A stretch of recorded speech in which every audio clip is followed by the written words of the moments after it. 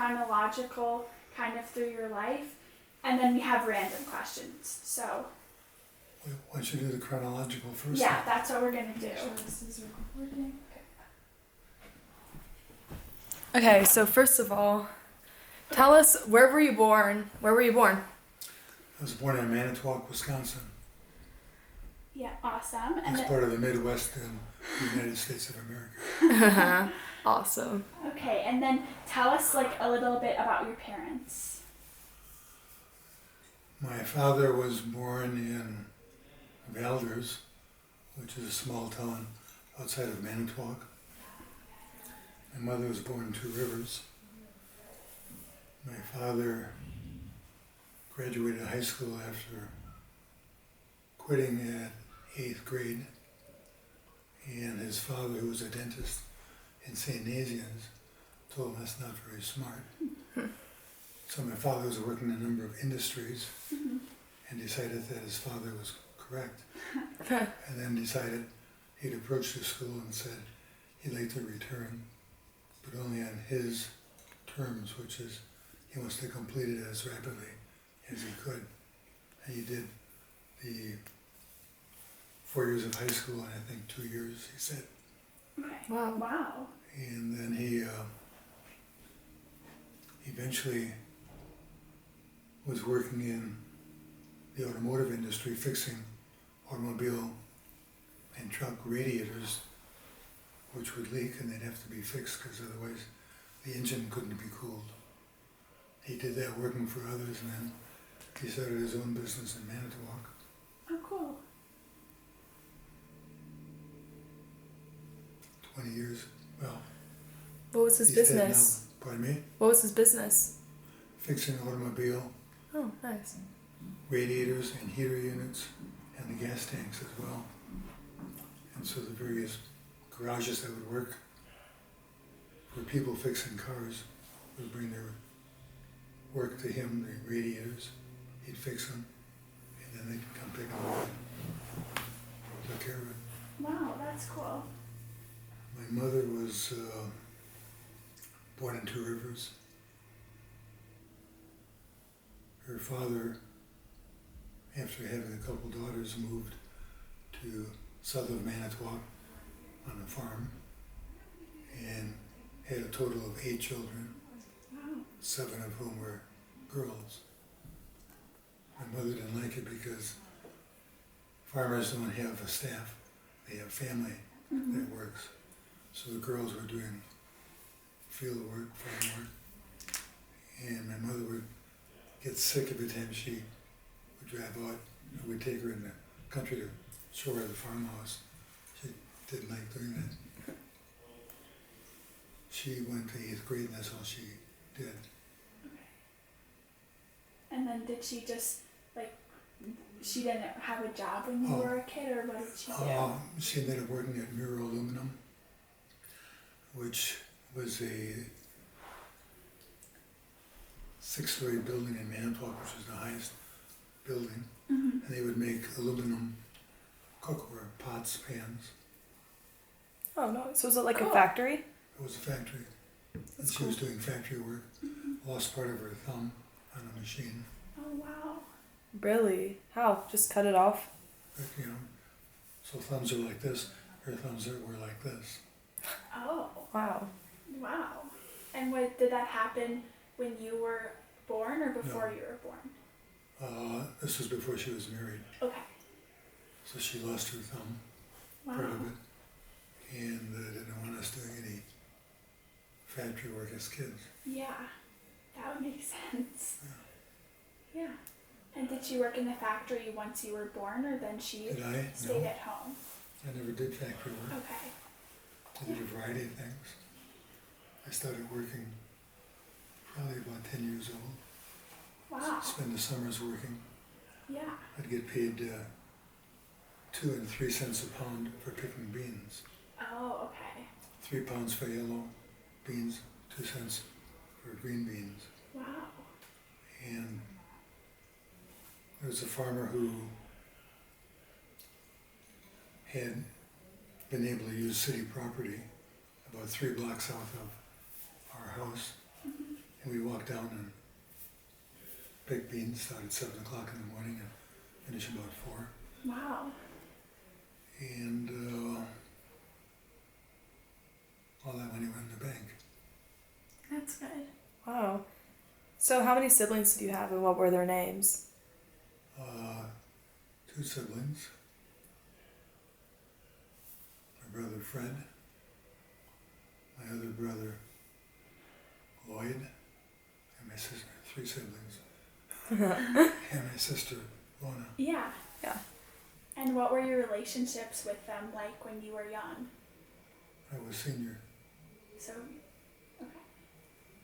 So you're the boss. Well, I did most of the work. Mm-hmm. I probably got most of the blame. Yeah. Ooh. We were disciplined, different than many kids are now. We did not get that. Okay. We got garden hose treatment What does that mean? over my father's knee, pulled down the underwear hose. Wow. Wow. That sounds horrible. And what? Sounds horrible. It was. Yeah. That was designed so you didn't do that again. I bet. So did he just do that to you or he did that to all of your siblings?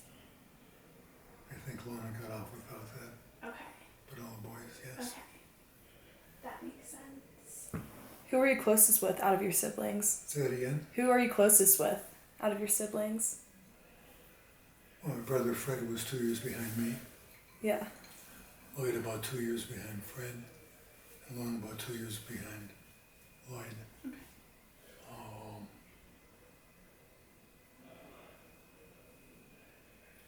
Fred was in some activities with me. I spent a lot of time in Boy Scouts, and Mm-hmm. he eventually became a Boy Scout. I was on the wrestling team in high school. He was on the wrestling team. Okay. I went into medicine, he went into dentistry. So very similar. Yeah. So what was your favorite thing to do growing up? Like what hobbies, activities? You said Boy Scouts and wrestling. Like what did you like to do in your free time? We did a lot of hunting and fishing with my dad. We had hunting dogs. The dogs were kept in cages. He had an outside cage on the garage, hole in the wall, an inside cage which had huts made of insulating material. So if it was 0 degrees outside, didn't matter. The dogs were warm. Mm-hmm. He had straw inside the inside cage. I did a lot of the feeding, and as I got older, the other kids took over. But fresh water, and the dogs were fed table scraps. Oh wow. And when there weren't enough table scraps, then dog food in the bag you buy at the Mm-hmm. store or wherever. Mm-hmm. And the kids were in charge of feeding fresh water every day. They were fed once a day. Mm-hmm. Wow. And you had how many dogs? 2? No, over my time probably had maybe, I don't know, 5, 10 dogs.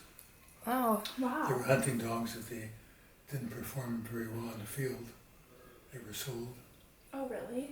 Other hunters had dogs that didn't perform very well. They were shot.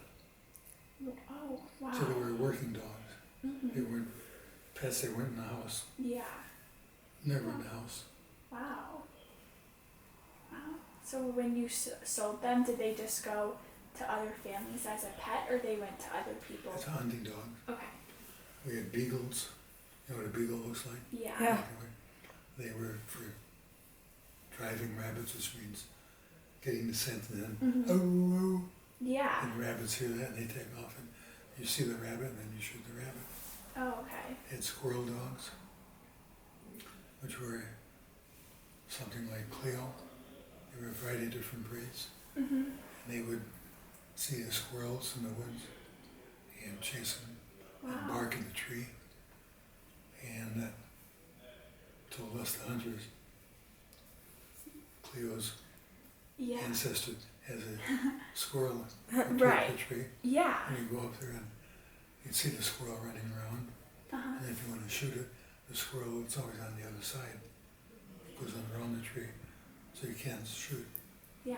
And so, if there's more than one person, the two of us, you have the other person walk around the tree. The squirrel would see the movement of the person walking and would come on this side of the tree, where the one with the gun would be able to shoot it down. Oh, okay. And then what did you do with all of the animals that you hunted Took them home, cleaned them. and ate them? My mother cooked them. Oh, wow. She didn't really like handling them though. My father would have them in a sink in big basins in water, so just to flush them. And he'd, say really, well, that squirrel looks nice, etc. My mother said, rats, Yeah, so then you would eat squirrel? rabbits, squirrel, pheasants, ducks. Wow. Oh. Did you have a favorite to eat? Squirrel was great. Oh, really? Rabbit's okay. Pheasant tasted much like chicken, Mm-hmm. and ducks probably much like farm ducks. Yeah. But satisfied for my mother didn't like cooking the wild game. Yeah, I bet. But Yeah. she was very happy to do it. And she'd be eating something else, and my father and the boys would be eating the wild game, and Lone would probably be eating what my mother had. Yeah. And I know your mom cooked and baked a lot. What was your favorite thing that she would make? That was my favorite thing. Lemon pie was outstanding. Okay. Chocolate chip cookies. Mm-hmm. She made all her bread. Oh, wow. She only had homemade bread. Wow. She made the pies and made everything from scrap. Basically, she didn't go to the store to buy a mix. Mm-hmm. I don't know if there was anything at that time, but Yeah. we didn't have it. Wow. So you liked her desserts most? Or did you like any of her, dinner? What was your favorite dinner that she made? Chili was great. Okay. She was a good cook. Everything she Everything did, was she good? was very good. Good. Awesome. Let's see. And then you kind of talked about in your activities Boy Scouts. So why don't you tell us a little bit more about Boy Scouts? Okay, our home was 2 blocks from the school, which was St. Mary's Catholic School, where I went to school. Mm-hmm. And a lot of the scouting was in church or religious establishments. This was St. Mary's school, church. Mm-hmm. They had a scouting unit. And I started there, or maybe 8 years old when scouting would start. Mm-hmm. I first started in the Cub Scouts and went through all the badges there. Then I was old enough to join the Boy Scouts, and I went through all the badges there, up to Eagle Scout. Wow.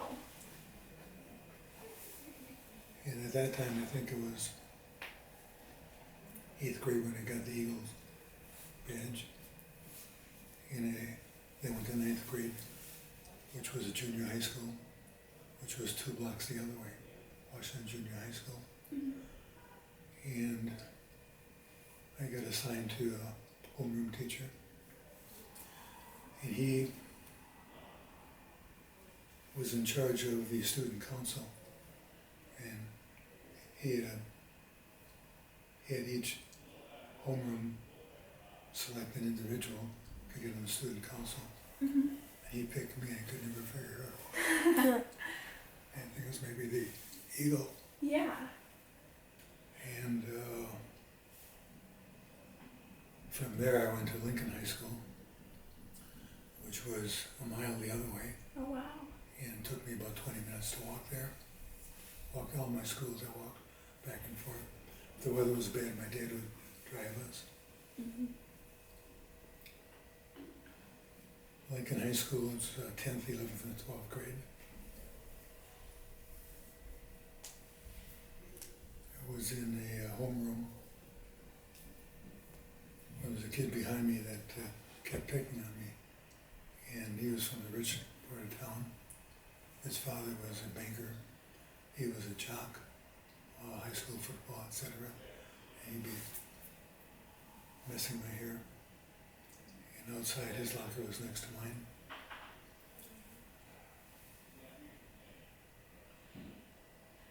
And I was doing something, and he came out and messed up my hair. My dad always says, "You're in a fight, hit him as hard as you can." Hit him with the solar plexus, which was the upper abdomen. And I did. Just him, and he went flying, spit coming out of his mouth. That's awesome. All the girls looked back. Did he hit you back or? No, he was on the ground. Okay. That's awesome. Never did anything before. Didn't mess with me. Yeah. I was in the high school cross country team, high school wrestling team. Mm-hmm. After graduating, I then went to University of Wisconsin, Manitowoc, Mm-hmm. which is an extension center. Yeah. That was maybe a mile the other direction, sort of northeast actually. Yeah. They didn't have a building of their own. They had rented space in the vocational school where they had instructors come up from Madison to teach Wow. political science, math, chemistry, English. Basically the basic Yeah. first 2-year classes. Uh-huh. After I finished there, I transferred to Madison as a junior and spent 2 years there. I got my bachelor's degree. I had a degree in some form of biology, It was zoology, right? zoology. Mm-hmm. That doesn't mean working in zoos.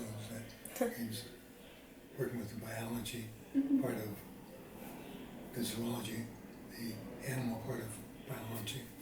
Yeah. And at that time I thought I might want to be a forest ranger or a game warden, probably because of my hunting experience, fishing. So I got a degree in zoology, and then I applied to med school, and I got in. I spent the entire 4 years of medicine in Wisconsin. First 2 years are basically classroom, a lot of biology, learning about the body, Mm-hmm. anatomy, physiology, all that. And the last 2 years are basically dealing with patients. Did all of that, and then after that period, which was 4 years, I graduated with my MD degree. Mm-hmm. Still hear more? Yeah. Yeah. Keep going. Then I was done with school.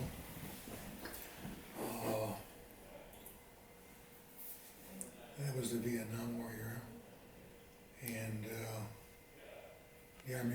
the military was short of doctors. They were in Vietnam, Mm-hmm. and so it came time after I graduated med school to do an internship. And internships are done in many hospitals, many university settings. The military had internships. Mm-hmm.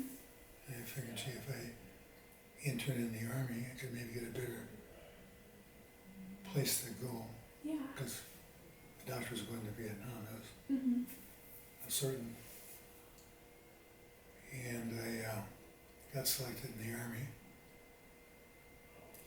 I went to Madigan General Hospital, Fort Lewis, Washington, which is just across the border from Portland, Oregon. Mm-hmm. Spent 2 years as an intern. Vietnam was getting more active. I remember when I worked in the emergency room at the hospital there, we got planes in, big planes, had no seats. They had cots stacked up and wheelchairs. People that were injured in Vietnam, Mm-hmm. they would, if they were very serious, they would go from Vietnam to Japan. to just be stationed, Mhm. have the temporary cast, etc., taken off, and the plane was full. Stretch out, sir. Wow. Command again. I remember the first time getting called down to the air saying we got, there's a term they call air vaccine. And they'd come off just a line of carts or Wow. wheelchairs. And so we'd take care of what we could in the emergency room. Those that didn't have to be treated there would be admitted. Mhm. And we, the interns, would see them later that day.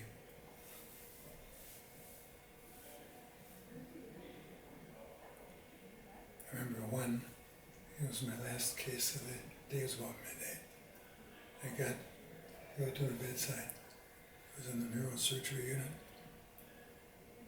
And there was a girl sitting there. Wow. She was a friend or girlfriend or wife of the patient here. This guy had his head blown off. Wow. This part just missing. So I had to get him ready for the next day, and that's the kind of things we'd see. Wow. A lot of injuries. Mhm. Sometimes they'd have upper and lower extremities, plus abdominal injuries or chest injuries. Mhm.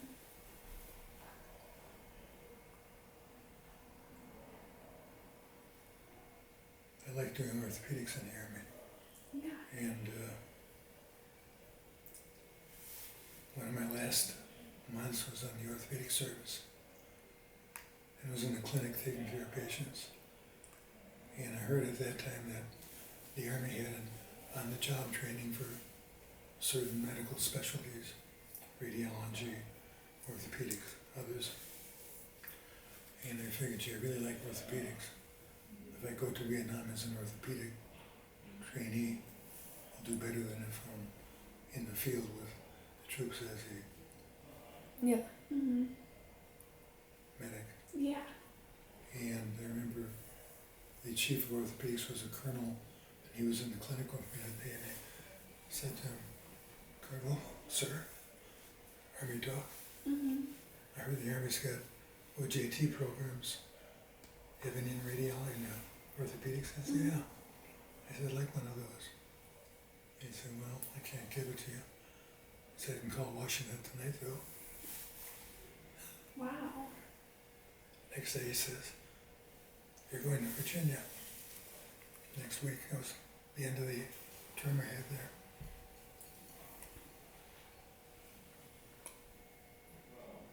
So Mom and I drove to Virginia All the way from Washington? Wow. Wow. in our brand new Volkswagen. Remember driving, we took turns. Mhm. I remember it was Montana, we were coming up a hill and I was driving, and all of a sudden a horse appears from the side of the road, a wild horse. He would just stop. Best we couldn't have avoided the horse, but that's the kind of things we encountered. Wow, that's cool. Yeah. How long did that take you to drive Drove across? to Wisconsin, spent a couple days with my folks and then with Sandy's folks. Mhm. It took maybe, we drove full-time, got as far as South Dakota, and spent part of the day there resting up, sleeping. Mhm. Then took off again. I think it was nighttime we took off. Wow. And from South Dakota drove to Wisconsin, probably one day. Most of it nighttime, I remember. Mhm. Wow. Spent some time visiting my parents Mhm. and Sandy's folks, which live in the Milwaukee area. And we drove to Virginia in our brand new Volkswagen. Spent 6 months there, learning more orthopedics, Mhm. seeing more Vietnam casualties, plus ordinary orthopedics. And then it was time for me to go to doctor's basic training in the Army Mhm. which isn't field type, it's classroom learning about the Southeast Asian diseases which would be seen.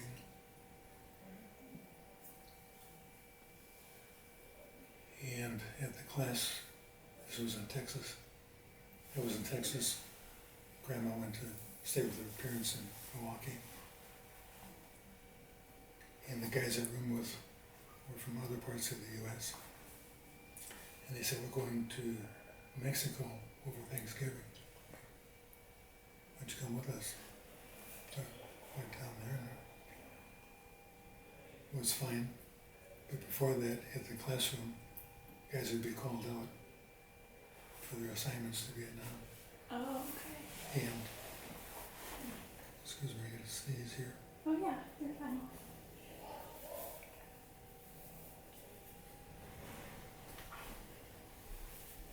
Not ready yet? We went to Texas for 6 months for doctor's basic training, classroom, basically, but we had to do some things, go through the gas chamber. Wow. So we had to wear a mask on and open the door. There's a door on the far side. Don't take your mask off. But when you get out, you can take it off. Then you gotta give the sergeant your name, rank, and serial number. It was Bast, had a serial number, and had to show him something, remember what. But that was our training, and did some other things. I had to shoot the rifle. And they had the doctors in a trench with the sergeant overhead, so 2 doctors, 1 sergeant. Some of these guys had never handled a gun. I said, oh, come on, this is rinky dink. Some guys were foreign, a lot of Indians who became doctors in the Army, and they had never handled a gun. And the Army was making sure that nobody was going to get injured. Yeah. The sergeant was up there, and he'd say, okay, this is a bullet. Any of you guys ever handle a gun? Okay. You know what to do with it? He goes, okay, tell me what you're going to do. And I told him. And he said, okay, all you people are going to do the same thing. And so he said, okay, then fire down range. And they had all kinds of doctors lined up. And they had a microphone system, and okay, ready, aim, fire. Of course, it gives you a kick. Yeah. And then take the shell out, let him do that, pass it to the thing, the 3 of us in a hole in the ground, basically, acting as a thing that soldiers may be in.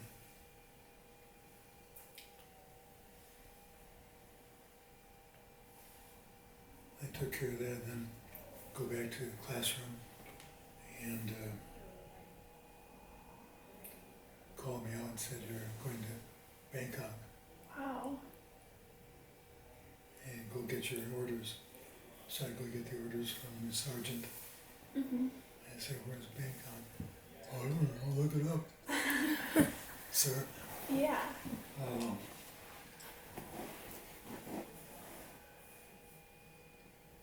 so I called my chief colonel back in Virginia, and I said, the other guys in the class are getting called, they're going to Vietnam.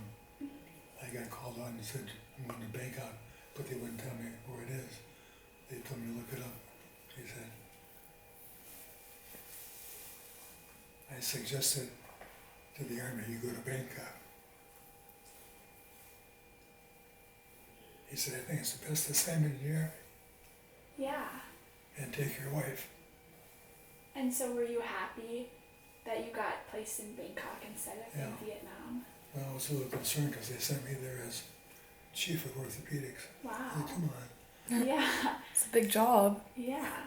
There was one other guy there who had less training than me, working in the orthopedic clinic.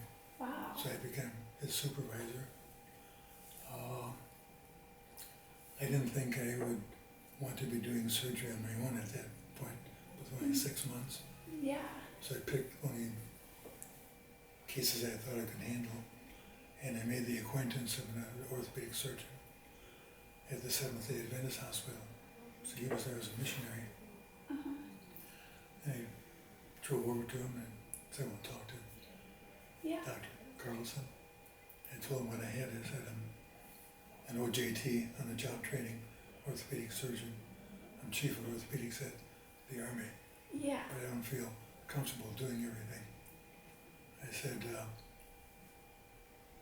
can I work out an arrangement with you that you can come over as my consultant and assist me with the surgery, actually do the case, and I'll assist you. So we worked that out. Wow. And so how can I pay you? I don't know.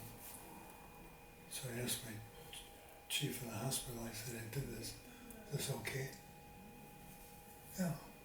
So how do I pay him? He said, well, can't pay him cash. We can give him antibiotics or vitamins, etc. So we exchanged that way.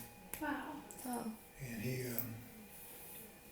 would see patients with me at select cases that I didn't know exactly what was going on or Mm-hmm. difficult. And have him come over every couple of weeks and I'd present those cases to him and say, what do you think? Yeah. Well, I think it's this. Well, I think he needs that operation. I don't know what's going on. So when I had surgery at my hospital, he'd be there helping me. And every Sunday I'd go over and help him. Sunday was a work day for the Adventists. Wow. We did a couple of things together. We went up the River Kwai. You ever hear of the movie Bridge on the River Kwai? Yeah. It's in the West River. Wow. And it's on the Cambodia Thailand border. And we drove to a little village from Bangkok on the river. Found a guy that we could rent a boat from. The Thai boats were long and narrow with a real long shaft, the propeller out, because the river wasn't necessarily deep. Mm-hmm. And we found that there was a missionary half a day's trip upriver without. Thought he was a doctor, he wasn't. He was a nurse. He had his wife there, and he had a son there. The son was in the bedroom all the time. He had a big head. You may have heard of the term water head, or hydrocephalus is the medical Mhm. term. Hydro water, Yeah. cephalus head. And I said, I want to sort of see what you're doing. And so he showed us, he's taking care of the people. He was a nurse from Australia, a Mm-hmm. male. And we did that for a couple of days and we took the boat back down ourselves. And about 2 weeks later, I was working in the hospital and the nurse comes up and said, there's a taxi outside and they say they were sent here to see you specifically. Oh wow. I said, it's an Army hospital, I don't deal with taxis. No, they want to see you. They got a man in the back seat who really looks bad.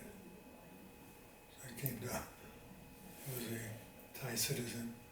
His face was part of the hanging. He got encountered by a bear. And bear or mountain lion, I don't recall which.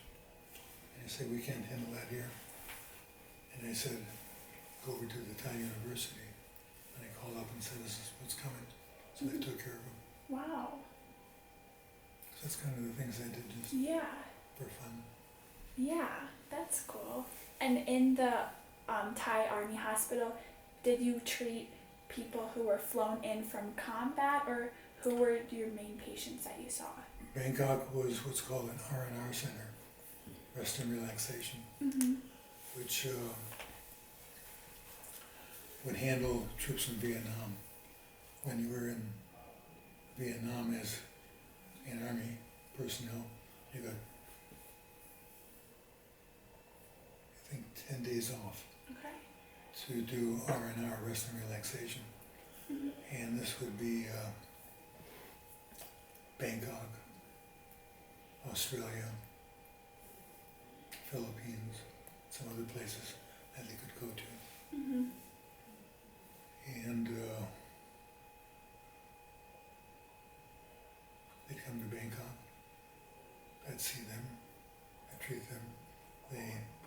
to see the Bangkok girls. Mhm. And you can imagine what Yeah. that entailed. And do a lot of drinking. So they got in accidents. They would rent a car. They would rent bicycles. Get injured. Army at sea. Mhm. Okay, so more just like everyday accidents than combat. GIs, crazy, on the wild, Yeah. in a big city. That was primarily who at sea. There were Mhm. several units, army units in Bangkok, in Thailand, Mhm. distributed outside of the city of Bangkok. Mhm. And at sea, there were people when they got injured and sent them down. Okay. I also did some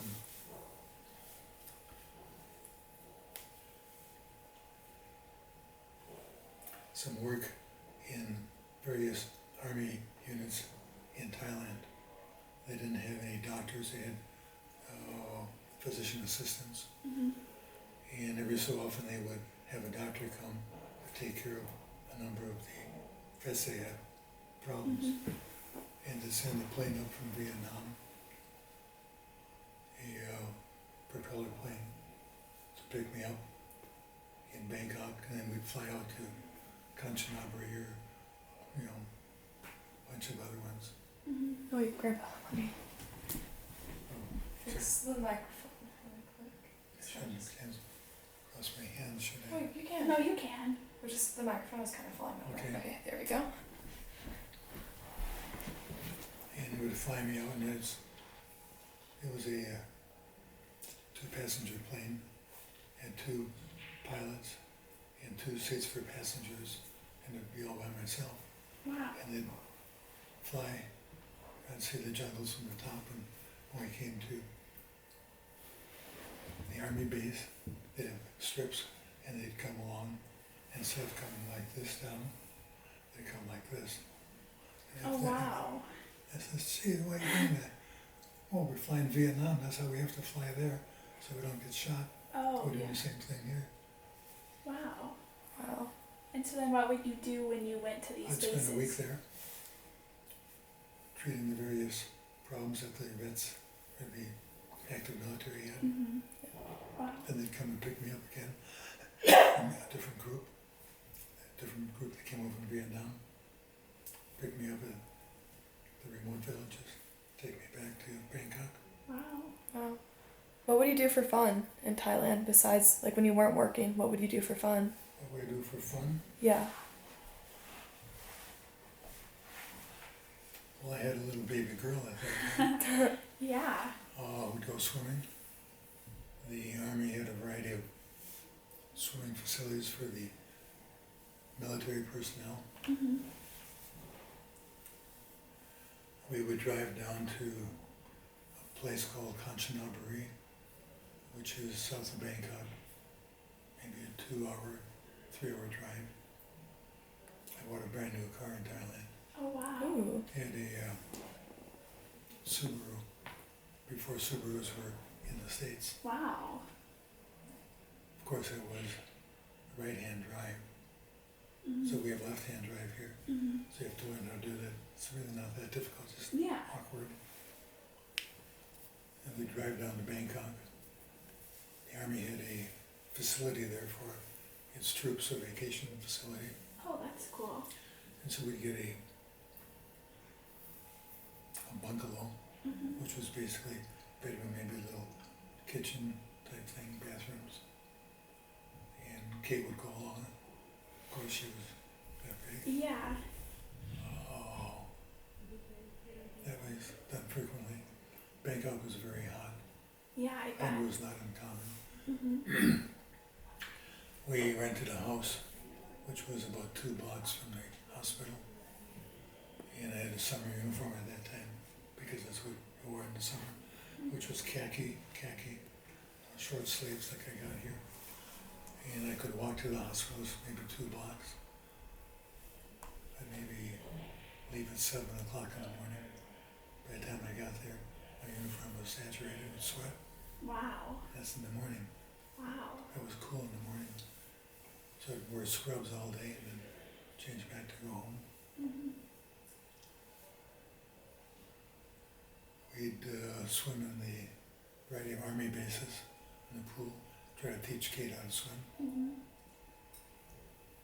Went out to a lot of dining. We had a servant that helped us in the house, Oh, really? did a lot of the cleaning, did some activity with Kate. Right off the back of our house was a school, a Thai school, and we had ponds outside of our house. And on the other side of the pond was the school. And when Kate was outside, the school kids out, Fulong, Fulong, Fulong. White foreigner. Yeah.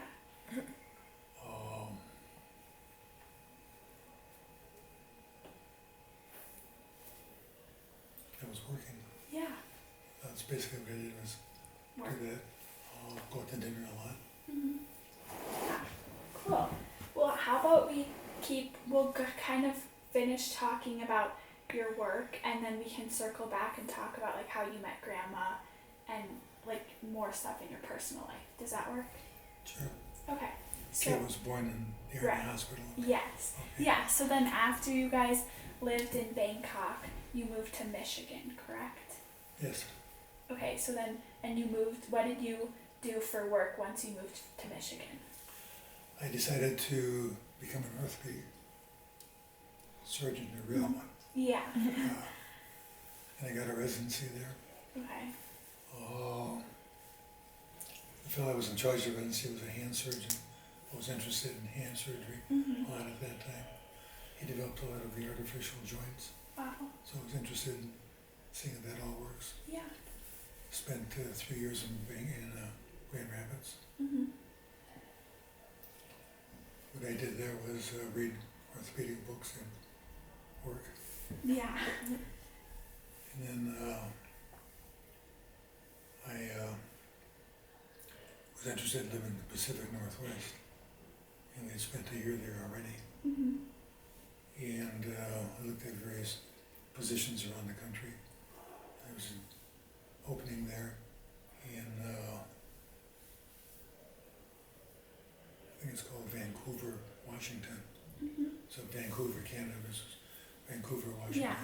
just across from Portland, Oregon. Mm-hmm. And I agreed to come and join them. I said, yes, I like it. And as we thought about things, Sandy's mother was very ill. My father had problems. And he said, we should probably go back to Wisconsin, Yeah. which we did. And the guys in Washington were upset, but that's all right. Yeah. What other question did you have? Well, so then I guess so you moved back to Manitowoc, Yes. right? And then did you initially work in one of the hospitals, and then I know eventually you opened up your own practice, correct? I joined a group of orthopedic surgeons as a full-time orthopedist, Mm-hmm. and eventually we had a falling out, and I quit Mm-hmm. and started my own practice. Did that for either 1 year or 3 years, and then started my own. Mm-hmm.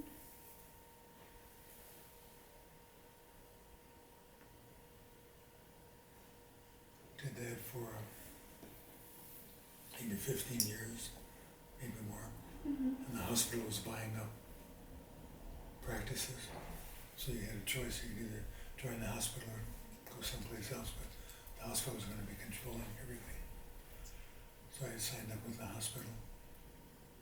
Did that for a couple of years. Then I said, it's not what I want. I started my own practice. Okay. Hired help, worked out details. Was fortunate to get a business manager who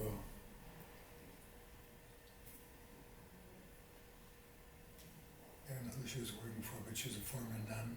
Mm-hmm. Now as a civilian. She was an accountant, so she was my main person, and I handled a bunch of other girls to help with the normal practice. Yeah. Got busy than I wanted. Hired an associate, Tom Finnegan. He was with me until he died.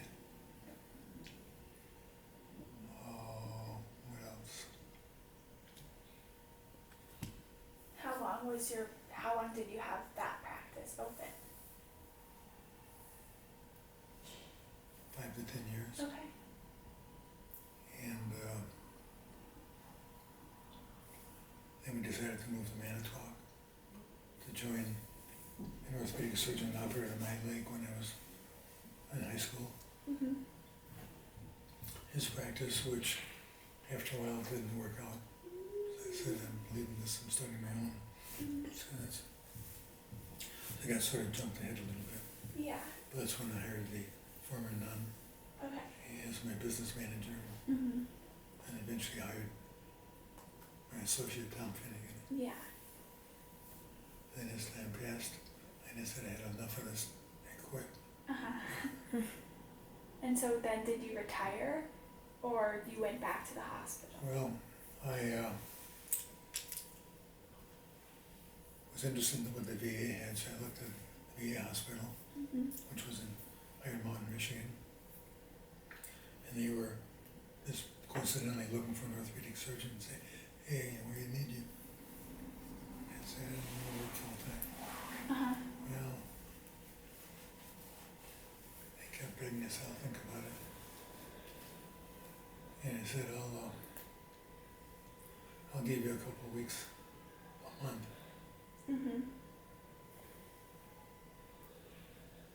Well, I don't know, I thought that's all I can afford. They came around and we agreed on I'd work 1 week a month. So I'd drive up on Sundays, work Monday through Friday, and drive back to Manitowoc. Wow. So I was semi-retired. Mhm. That moved on to after a while to being fully retired, Mhm. which is where I am now. Yeah. Yeah. And how long have you been retired for? What year did you retire? 10 years ago maybe. 10 years I ago. can't, Probably. Grandma can probably tell you the exact time. Yeah. But I think you retired after some of us were born, right? Because I know when Levi was born, Probably, which was 17 years ago, I think you were still working. okay, could be. Yeah. Grandma Yeah. would know that maybe better. Yeah, we can ask her and we'll put it in the video. Had I had that as an assignment, I would have worked it out. Sorry, I didn't get that. No, it's Yeah. okay.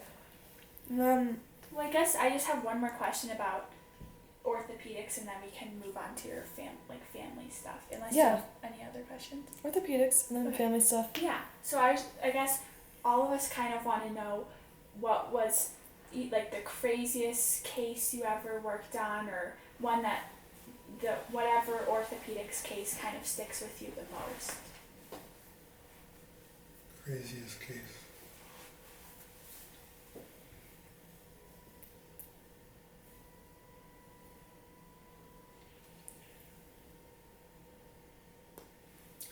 I guess the craziest were the one I told you about in the army with the Mhm. soldier with his head off and his Yeah. girlfriend or wife sitting there. Huh.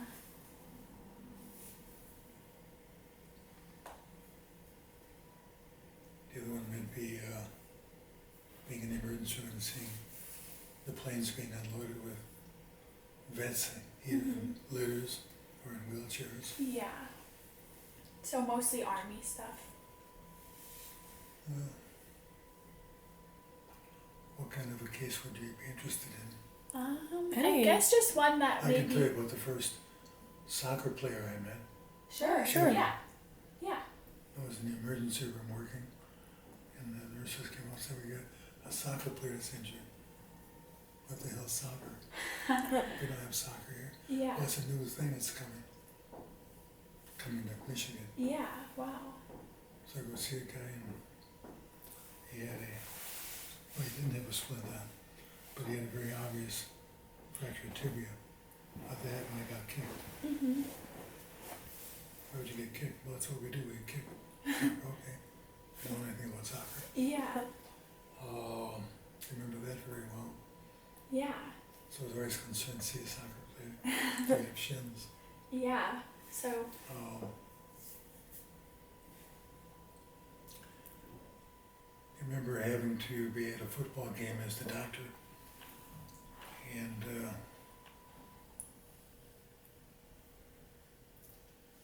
the coach was a little difficult to deal with. mhm. And I was there with the team, they were playing. This one kid got injured, I forget what the injury was. And said, "Hey doc, what do you think?" I said, "Take him out." So for 10 minutes and the coach said, "Hey, send him back in." I said, "No, he stays here." I said, "Furthermore, send him to the emergency room right now." Oh.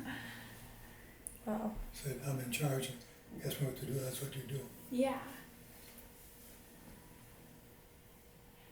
That always stuck with me. I want to get people back in the game Yeah. and everything. Yeah. And don't get a doctor there. Mhm. Yeah. Yeah. That's good. What about, I know my mom has said you've had like a lot of, or not a lot, but cases with like frostbite or other things where you've had to amputate Oh yeah. people's limbs or fingers. Didn't have a lot of that, and sometimes, if it's too far gone, then you have to do an amputation. Amputations are sort of common in orthopedics, Yeah. and you start with fingers and work on up. You try to preserve as much tissue as you can. Mhm. I'd like to not have people amputated because that's Yeah. a big issue. In the Army, I saw a lot of amputees. Double amputees, sometimes leg and an arm, Wow. sometimes legs and one arm. They are walking and get over a mine, Mhm. explodes. They get Yeah. Wow. Wow. I was just gonna say something. I haven't really set aside over my career the things that are the worst I've seen. Yeah. Yeah. What was your favorite type of case to operate on? I like hand. Okay. Hands. Yeah, and did you have a specialty once you were in Manitowoc, or since it's a small town, you just did everything? I did everything, general orthopedic. Okay. If I had an orthopedic case that had some special needs and we weren't set up for that, I'd send to someone else or to the university. Awesome. Oh. Yeah, that's really cool. Do you have anything else to add? I don't have any more questions about like, Orthopedics. orthopedics. Do you have any other things about orthopedics you want to say, or Or your career? Ask me again. do you have any more like orthopedic or career stories or anything you want to tell, or are you ready for the next topic? Well, if you're an orthopedic surgeon, it's not uncommon to get called out at 2 o'clock in the morning Yeah. with some bad car accident or Mhm. drugs or things, Yeah. Yeah. which is a disadvantage. Yeah. Yeah. So were you definitely. always on call? When I had my own practice, yes. Wow. Oh wow. And were That's why I got my partner. okay, So so then we split call. that makes sense. So then then you could take vacation and stuff like that. Nice. Wow. All right. Well, I want to know about how you met Grandma. I got her. How you met her. The whole story and how you met Grandma.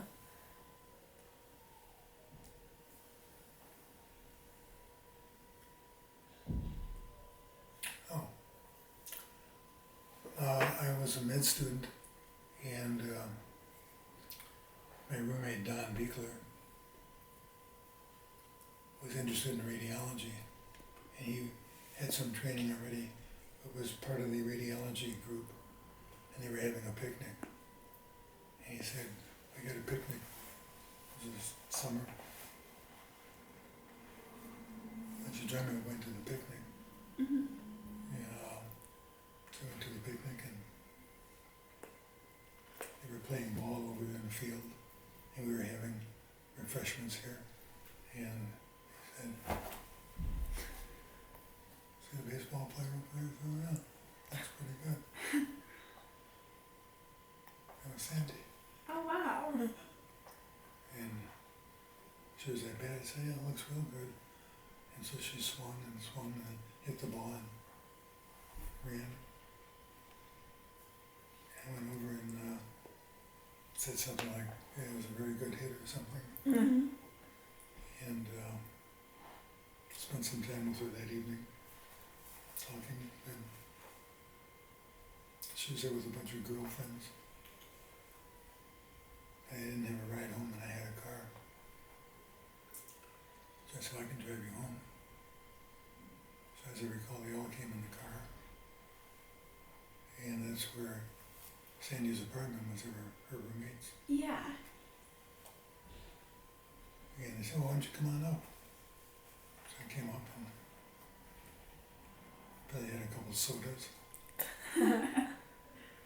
quote unquote.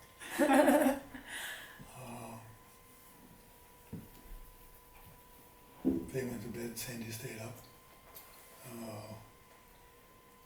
chatted a little bit. I went home, Mhm. ended up calling her up sometime later, and I'll go to a movie or at the dinner, I don't recall it. And got married about 2 weeks later, 2 years later. Yeah. And did you think she was the one when you met her? I wasn't thinking of marriage, Okay. I was thinking of medicine. Yeah. No, she's very attractive, Yeah. very nice, Yeah. Wisconsin girl. Yeah. Yeah. What was your guys' first date? What's my birthday? No, what was your guys' first date? My dad's birthday? No, Your- what was you and Grandma's first date? Like the first Oh, time you guys first hung date. out. Yes. I think you said it's I was learning how to sail okay. at that time. University of Wisconsin has what's called the Hofer's Club. Mhm. Do you know about Hofer's Club? No, what's that? It's like an outdoors club. And Oh. they have Yeah. various different subdivisions. Exactly. Skiing, hiking, sailing, Mhm. many things. And I was interested in sailing. The University of Wisconsin campus is right on Lake Mendota. We've been there, you've seen it. Yeah. In the summer, they have maybe 20, 30 sailboats they put out, all the same kind, one sail. And you can learn how to sail, and I wanted to learn and did, and maybe had her go sailing with me. Cute. I don't recall, but that'd be Yeah. reasonable. Yeah. Or maybe I took her out to dinner, Yeah. That's I cool. don't remember. Yeah. And then once you guys were dating, when did you decide that you wanted to propose to her?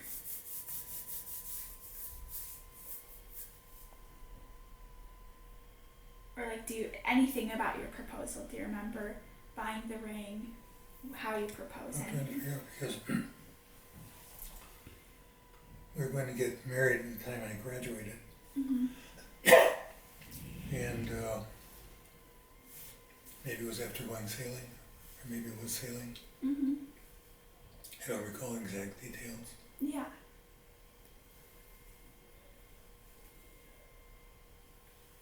So it's more like you knew that you guys wanted to be married by the time or around when you graduated.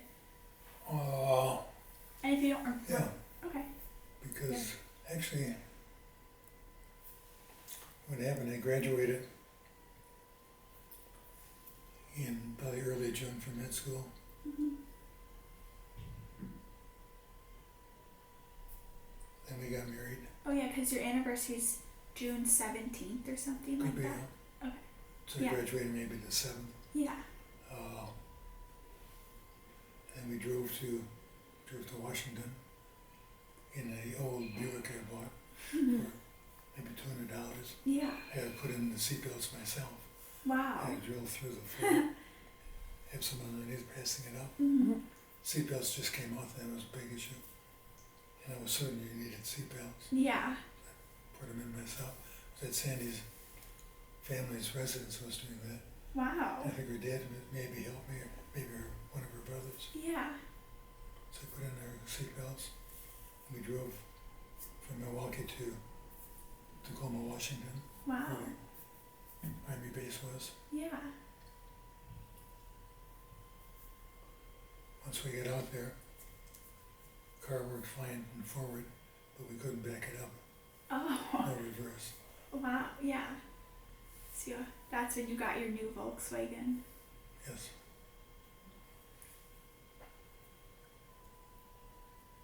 And then when you and Our Grandma... place, we had a 3-room apartment. Oh, wow. They had like buildings, a long building Mhm. with apartment. And I think we had a 3-bedroom. We had an upstairs. And all the interns had apartments. Mhm. And it was we'd walk maybe a block or two from our apartment to the hospital. Mhm. Wow. That's cool. Grandma went to college there. Yeah. Yeah.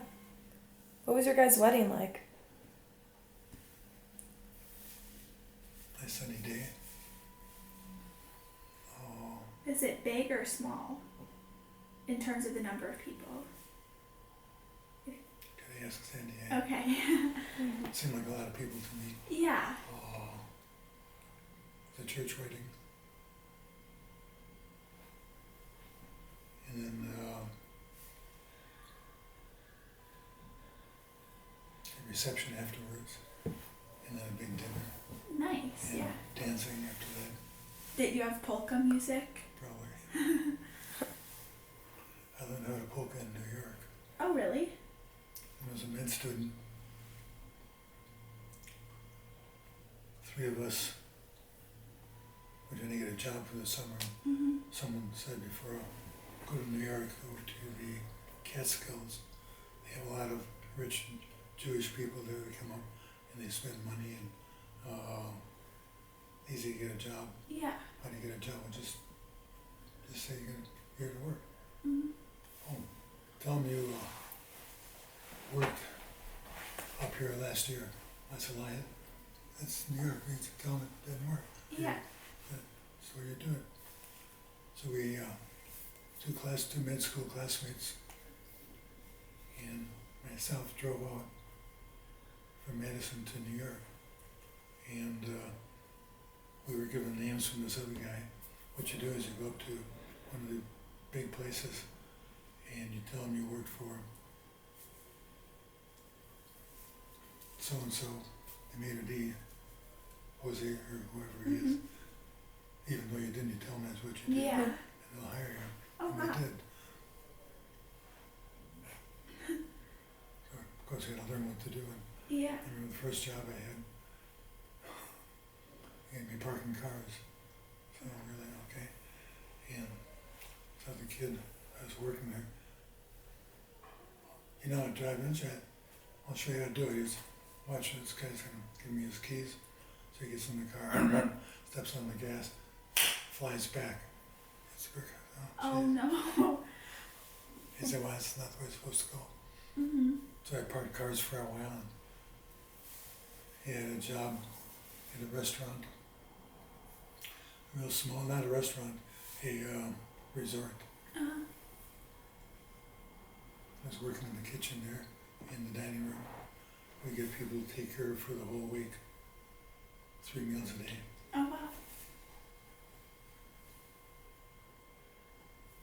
And when it came time to leave, we weren't tipped at all during the whole time. Mhm. When the other kid says, hey, I'm gonna go get tips. So how do you do that? We would watch them come with us. So we'd walk down before they would leave. We know they'd be leaving at a certain time. All the people, Mhm.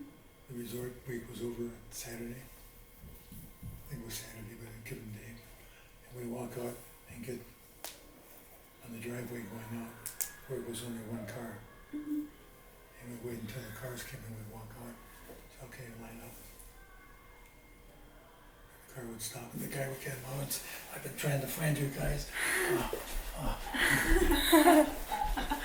Very anxious, very. Yeah. You know you should have done something. Yeah. But I can still see that going on. That's funny. What was like your favorite thing you did in New York? What was your craziest thing you did when you were in New York? Did you like to go to bars? Did you just like to hang out?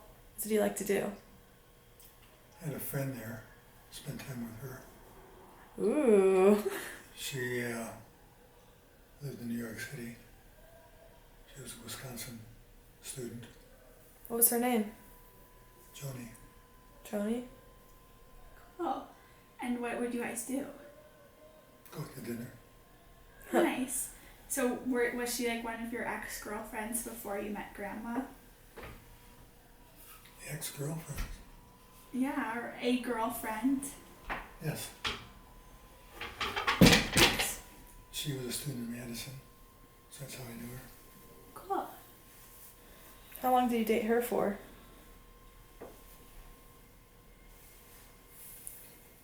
Maybe a year. Wow. I don't know. Didn't keep track. Yeah, and then did you date anyone else besides her and Grandma? I think Sandy appeared in the scene at that time. Okay, and then the rest was history. Did you have any girlfriends in high school or during undergrad? Not that I'd classify as girlfriends Okay. and dates. Okay. We used to drive to Two Rivers. You know where Two Rivers is? Yes, of course. And there'd be a lot of girls walking around, and you'd stop, and you want to ride? Sure. Well, I'd hop in. So we'd just be driving around. Nice. That's nice. Go down to the lake and watch submarines in the lake, the underwater submarines. Mhm. That's cool. Like, and you would do this like during the summer when you lived in Manitowoc? Yes. Of course, you don't see the submarines at night. Yeah. Yeah. That's cool. Oh wow, it's windy. What's your favorite thing about Grandma? Everything about her, she's smart, she's pretty.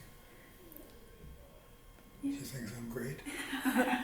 Yeah, that's always a plus. Yeah. What's like your favorite thing you've done with Grandma? Or what's your best memory you have with Grandma or Sandy? Getting married, Yeah. Yeah. doing a lot of polka dancing. Oh, that's where I learned how to polka dance in New York. Mhm. Women from the city, New York City, would come up to the resort I was working at for a week or a month or whatever, Mhm. and they'd have like a dance hall in part of the resort, and they wanted the boys that were working there, young men, to be available to dance with the ladies if they wanted. Oh, that's Yeah. cool. I learned the dance because they wanted to do a polka dance. Oh They'll yeah. teach me, so you're happy to teach me.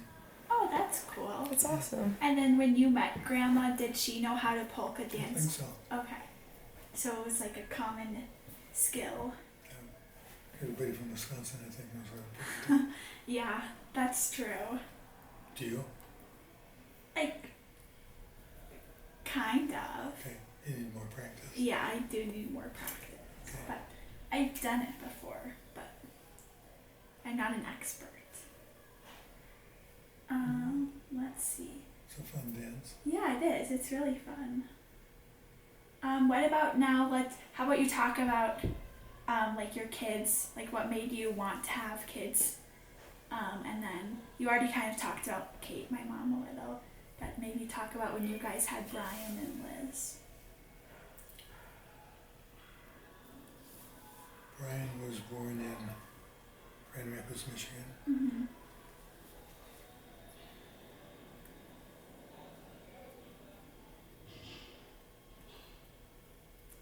There's something with Brian, I don't know if he had a burn or I don't recall exact details.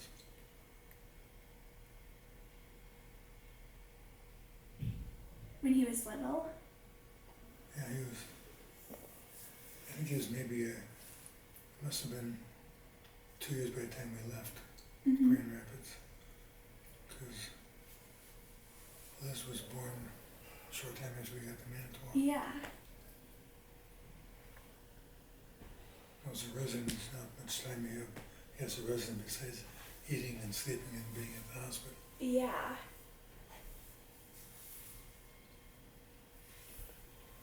We house with seats on the back for kids, and we'd go bicycling. Oh, that's cool. And that was in Michigan or in Manitowoc? Manitowoc for certain, and I suspect some in Michigan. I don't recall the details. Mm-hmm. Yeah. If you had told me that ahead of time, I would have done some research.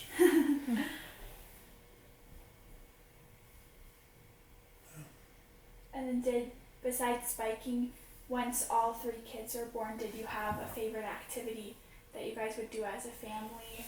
Or like any, I know you guys went on like quite a few trips. We had a sailboat in Manitowoc, and actually 2 sailboats in Manitowoc. Mm-hmm. And summertime sailing, we'd go skiing in the winter. Minimal fishing.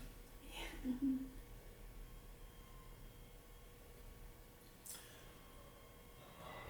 Minimal hunting, took Brian hunting. Uh-huh. He may not remember. I remember one night, my brother Lloyd is a coon hunter, and he came down with his dogs at one time, and I said, let's go coon hunting, okay? And I think Brian was 5, 6, something like that. He'd never been coon hunting, it's done at night. Mm-hmm. We went out and he released his dog, and 20 minutes the dog is barking. Ooh, it's got a coon up the tree. Oh, wow. And so you run over to see the dog. Everybody's using flashlights. Mm-hmm. And look up in the tree and you see 2 like light bulbs, green light bulbs are colored. Oh, Those wow. are the eyes of the coon looking down. Wow. It's also your target because you shoot between the 2 eyes. Yeah. So it's a headshot so you don't, damage the pelt. Mm-hmm. And so we shot down the coon. Lloyd took the hide, which is what he sells. So he skinned the coon. Mm-hmm. And Brian remembers talking about the baby. They took the baby's pants off. So he must have been younger than 5. Yeah. But he'd, cut and open up the skin on the legs and then tie ropes on what was left to tie it to the tree upside down like this. Then skin the rest of the body Oh, wow. and pull the hide off. He said they pulled the pajamas off. That's funny. That's funny. That's cute. Yeah. What's like something you would do with Kate or Liz? Like, any special memories with either of them?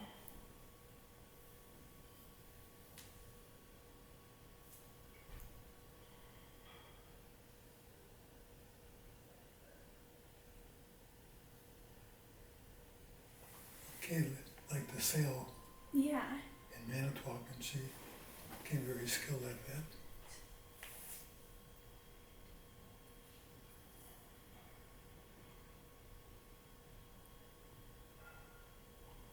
Liz was born in Manitowoc.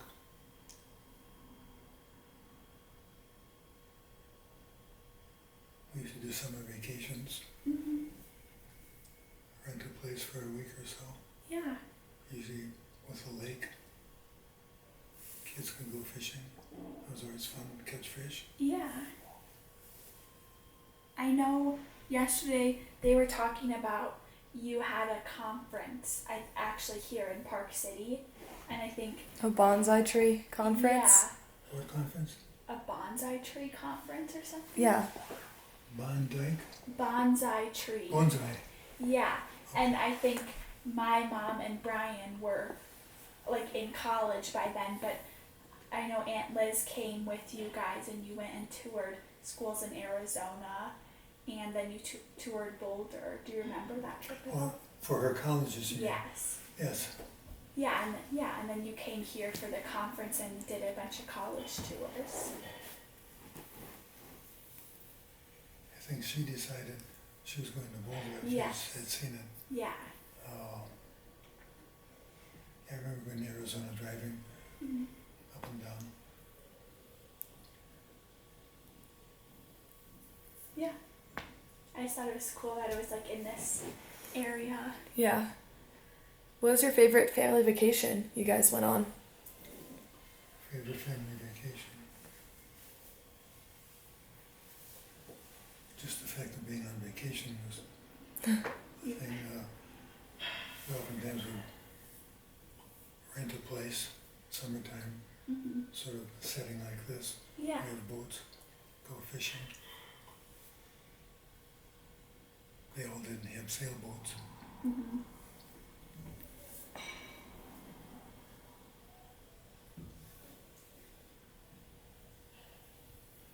What about your favorite place you've ever been? It doesn't have to be on a family vacation, but just favorite place you've ever been in the world. So you have to go back and forth. Whatever.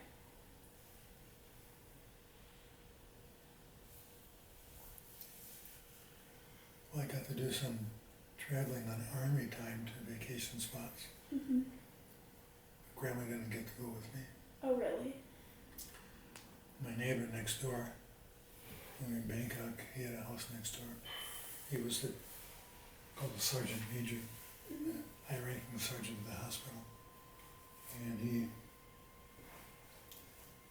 really was happy with his neighbor, which was me. And he always addressed me by my rank, or my doctor's name.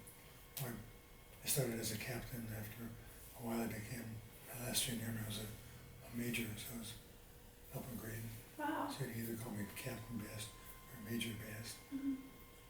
Rarely Dr. Bast, hardly ever Barry. Mm-hmm. And I went on a trip to Australia with him. Oh, cool. What do you guys do in Australia? Party. He was the top-ranking sergeant of the hospital. And sergeants do a lot of trading. How are you going to get this? Well, I know Sergeant Jones over there. I'll call him Sergeant Jones. He'll work it out. Whereas if you go through with the officers, the lower-ranking officers, second lieutenant, they don't quite have the expertise. They don't know Yeah. how things work in the Army. So he would call, and one sergeant called him for some reason.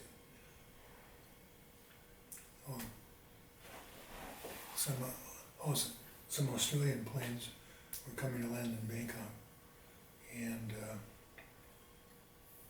they wanted to pick up something, and their job was taking Australian land vehicles, trucks and stuff that were in Vietnam, back to Australia. So they came with huge planes filled with trucks to Bangkok, and my sergeant major worked out that we'd be going back with them. I don't recall the details other than he said, Major Bass, you want to go to Australia? Mm-hmm. Or what? Just to go, I'm going. Yeah. He told me, I said, sure. So we flew down there. There wasn't room for us to sit in the plane. So we sat in the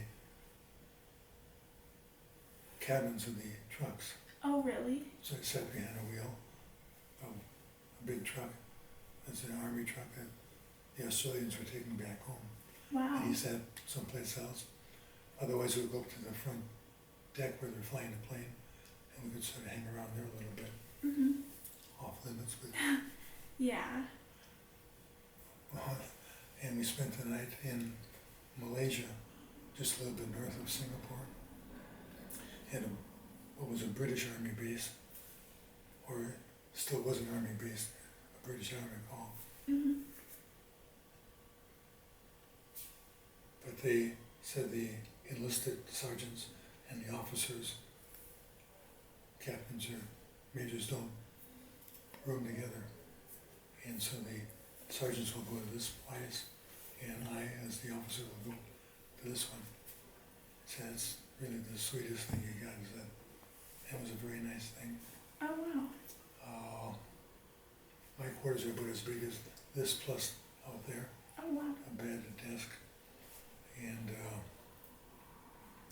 they come in the morning, they take your uniform, they press it, they take your shoes, they shine them, and they bring them back allegedly before you wake up. Wow, Wow. that's nice. Well, I could see the guy coming in, it was still dark out. I could just sort of see his eyes a little bit in reflection. Mhm. He took all my stuff, and he's gone, and then when it's time to get up, I got pajamas on, that's all. They eventually came back, and it was something unusual. He took something or left something, I don't recall, but it wasn't an issue that turned out being okay. That's good. And then from there, we flew to northern Australia, over Singapore, Mhm. looked down and see all these big spires from high-rise buildings. Oh wow. Flew all the way to northern Australia and spent the night there. And we went into the bar with the Australians at their bar. And military flying crew is not supposed to drink for 24 hours. Oh. And I watched the pilots did. They had soda and we had beer. Uh-huh. That was sort of interesting. Yeah. And they flew us all the rest of the way to, what's the big city out? Is that Sydney? Yeah. Sydney, yeah. Sydney. Went to Sydney. Spent a couple down there days. Drove around the countryside looking at the homes. Remember they were red brick, a lot of them were very pretty. Cool. Went to see a show, military type show. I don't recall the name, it was sort of an American show. American flags were distributed, they were on stage a lot. It's cool. Yeah.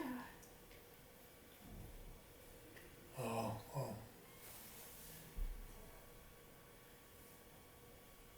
And then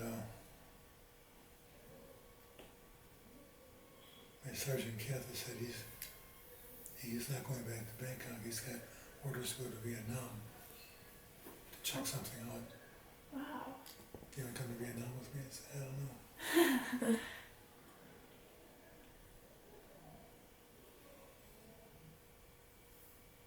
I don't know if I did or not.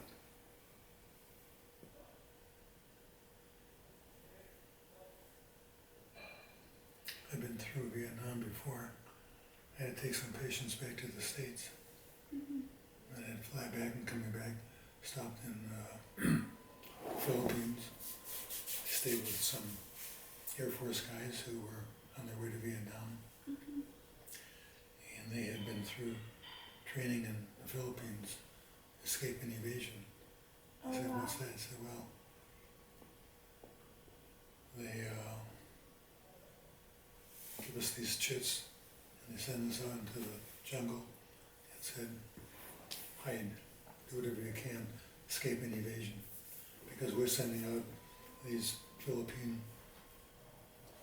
not soldiers, but the lower class, they're smaller than the typical Philippine, to find you. And their job is to find you because ordinarily they would shoot you. But they're going to find you and you give them the dollars or whatever it was, and that's their prize. They let you come back. Oh wow. And you'll have 6 hours time before we release them. Wow. Find out how to hide. And you could climb up into a bamboo tree or find some place. If they were going to find you, and they did. Wow. It's just interesting how they, different countries do things. Yeah. That's cool. Yeah. The Australians, I think, were in Vietnam too. Mhm.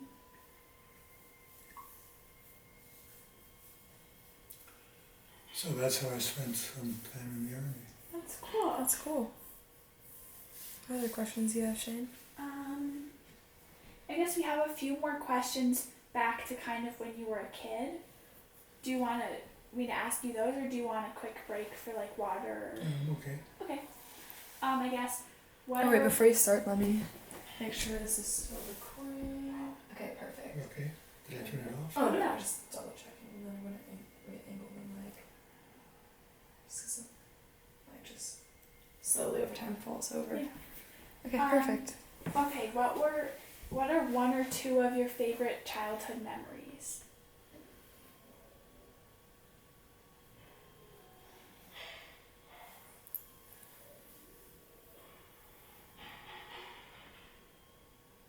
Do you have another question?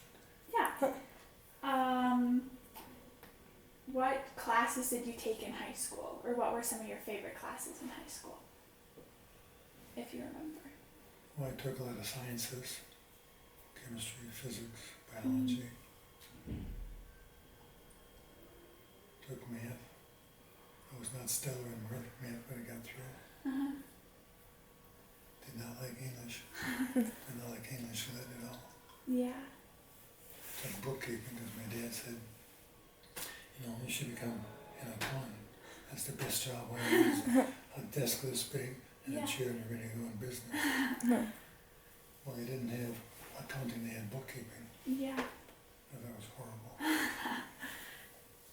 And use pencil and put little things in little tiny squares. Ooh. Add up and Yeah. worst class. Not for you. Yeah. What about, do you remember if you had any favorite songs? Like, it could be in high school, when you were an adult now. Did not have a record player. Never bought a record.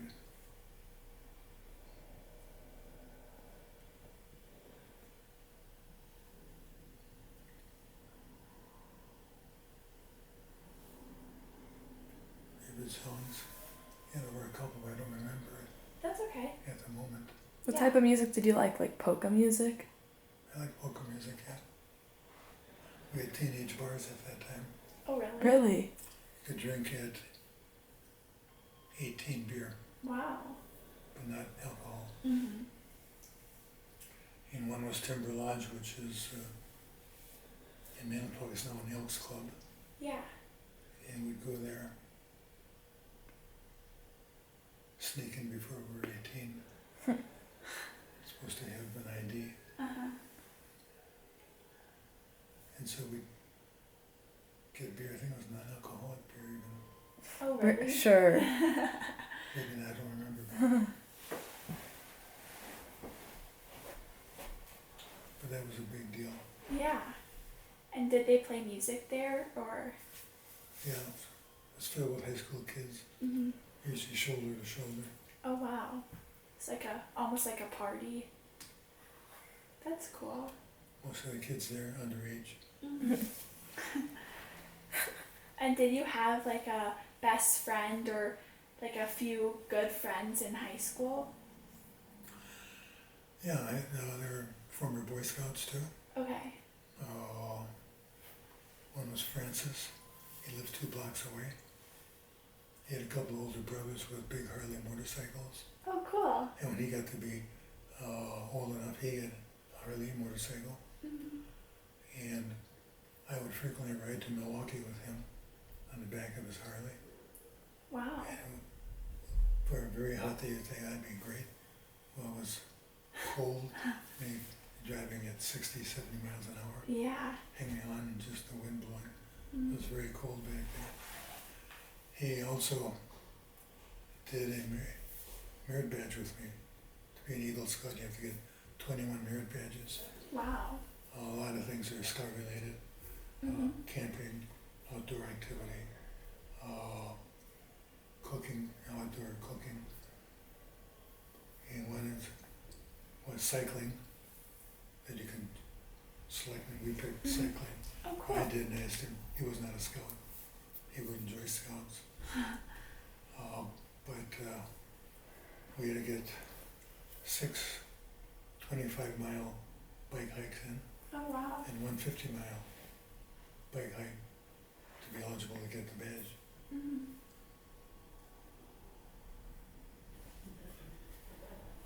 Oh.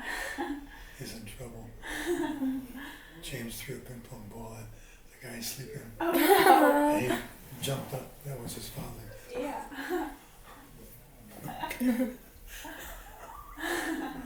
That's funny.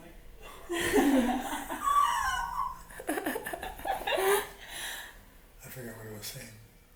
You're talking about cycling with Francis. So we'd go down to Milwaukee and turn around and come back. That's cool. What else did I do?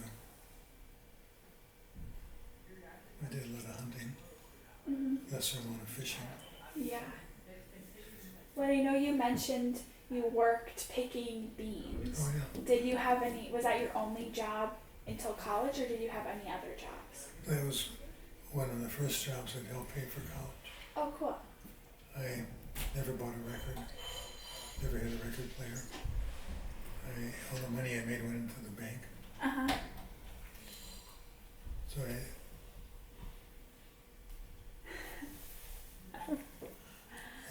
after picking beans, maybe even while I was still picking beans, I did a Sunday Milwaukee Journal route, Oh, cool. and the journal's about that thick, and a kid that size can't carry more than about 6 of them. So I had a coaster wagon. My dad made a handle that went from my bicycle seat around the rear tire, Oh, hooking into the coaster wagon. that's cool. Coaster wagon I could pilot that high with 2 stacks and deliver Yeah, my Milwaukee journals. that's cool. I quit there because one customer they'd put their money between the 2 doors, and it was never there. The next time, Oh, yes, I'm not doing it anymore. yeah. And I got criticized at the paper office, and well, he's not paying. I said, well, so Yeah. passed, quit there. What other jobs did I have?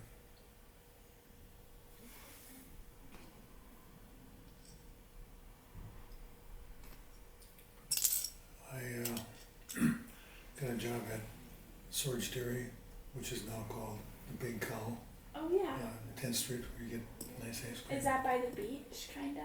Close to a Yeah. couple blocks away. Yeah, I think we've been there before. And Yeah. my dad used to fix radiators and the door open, and the 2 owners of that company, the Sorge brothers, were big drinkers. Oh, And across the street were a couple taverns. They come down every day to go to the tavern. But my dad's door was open, so I'd come and see what he's doing. And they liked that. They were in every day, just what they call shooting the shit. yeah. Gossiping, I suppose. Yeah. And my dad said, yeah, my son's getting old enough to do something besides peddle papers. You got a place for him? Yeah, well, I have a job. Oh, cool. That's awesome. My dad said they're gonna start you at the dairy. I remember doing it. I said, I don't know. So it doesn't matter, you got a job. You do Yeah. whatever they give you. Okay, Dad. Yeah. So he drives me up there, meeting at 7 o'clock in the morning with the boss. He lets me off, I get out of the car, walk around. He rolls down his window and says, he said, you're applying for a job, you make it look like you really want the job, and you don't walk slow like that, you beat your ass. Yeah. So I want you going up to the front desk now, front door, and walking fast. Yeah. And I remember that, so I was really walking fast. I turned around and goes, That's and cool. got the job. Yeah. And I started off with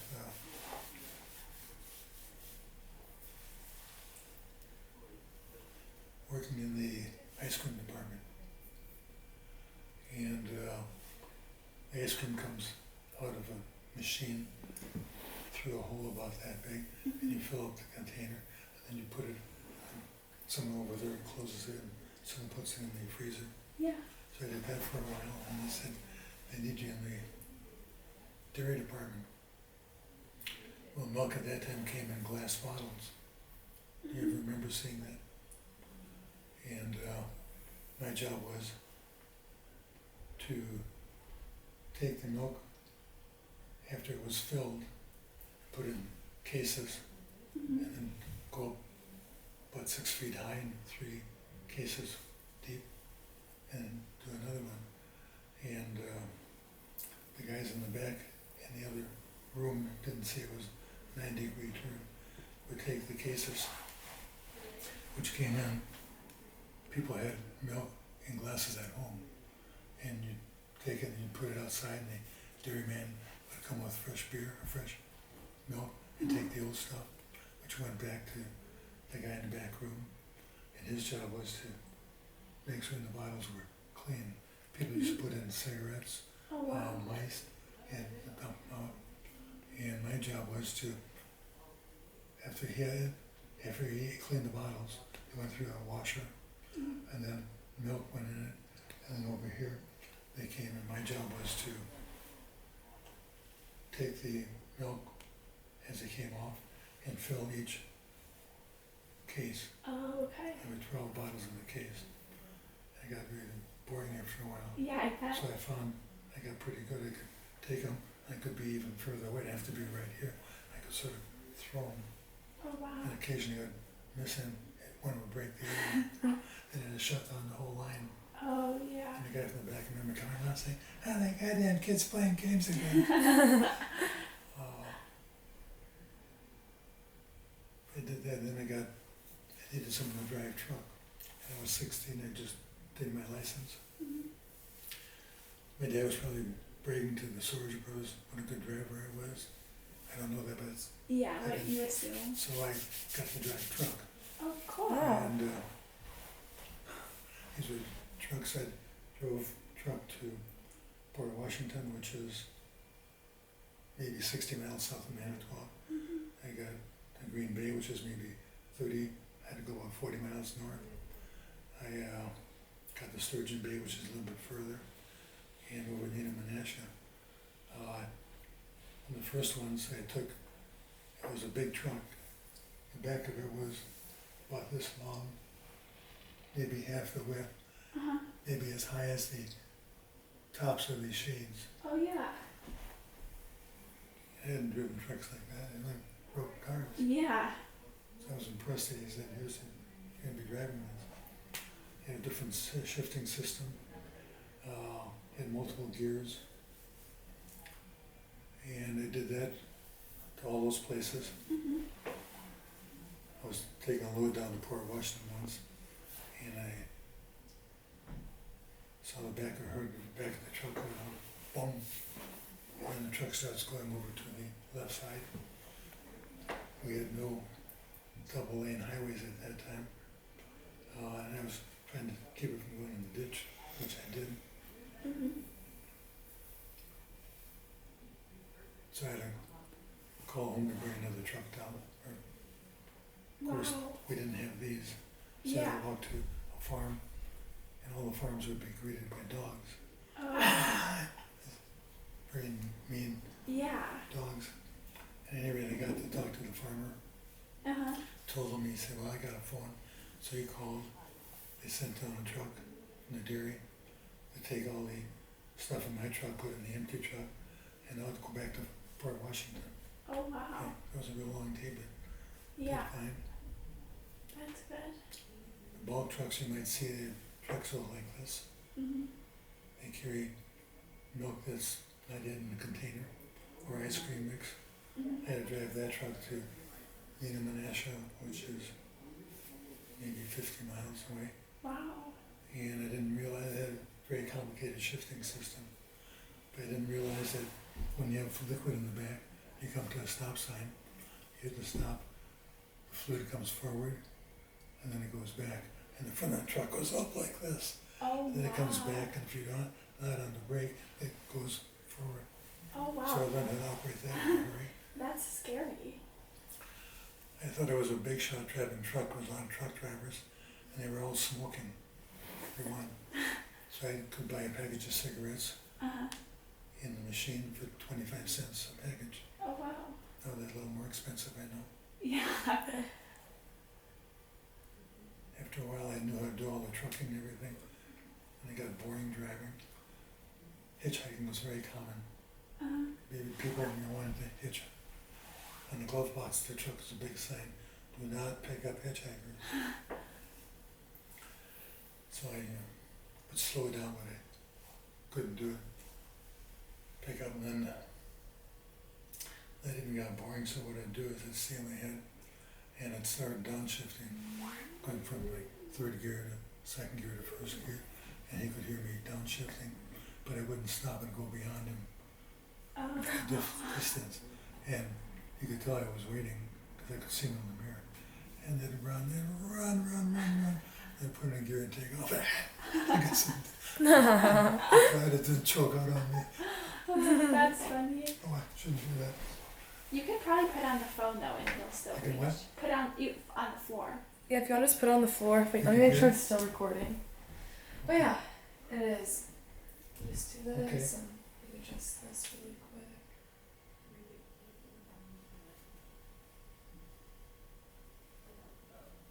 Okay.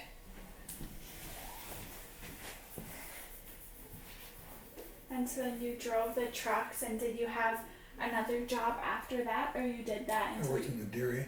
Okay. Oh, the other thing, when I got better at taking the dirty dishes off, they made me take the bottles of milk and put them in 12 to a case. Mm-hmm. And that got really sort of tiring and boring. Yeah. And so I would, instead of doing like this, I found I could do it over there. And occasionally I'd break a bottle. Yeah. So I shut down the machine. The guy from the back comes running out. "Oh, that goddamn kid's playing games again." "Oh, a mistake." Yeah. And so then you drove the trucks, and then did you have another job after driving the trucks, or did you work? Depending where they needed help, I was doing everything. Okay, so you did everything, and then I was always in the ice cream section, Mhm. filling up those. And then you take them into the freezer, which is like 20 below. Oh yeah. Really heavy duty winter clothes in there. And the ice cream trucks needed ice cream.